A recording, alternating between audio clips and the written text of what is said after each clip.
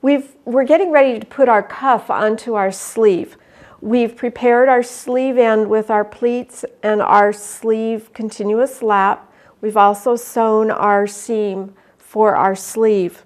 We now need to take our cuff that we've already sewn together and pin it to the sleeve. We're going to match our notches and we're going to pin around our sleeve.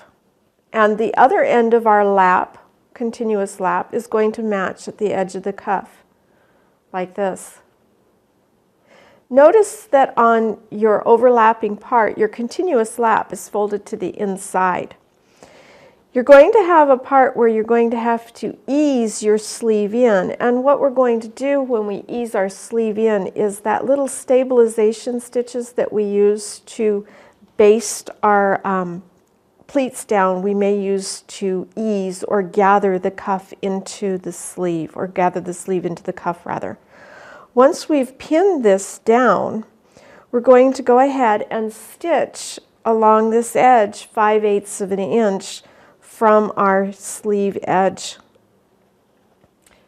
Let's go ahead and do that now.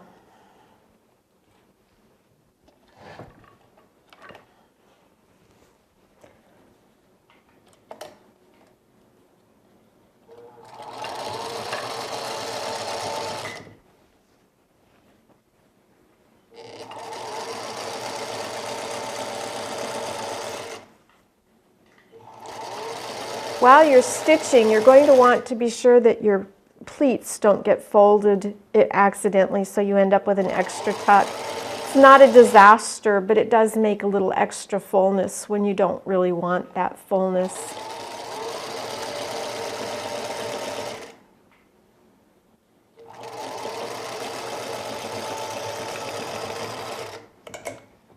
There you go. We have attached our cuff to our sleeve.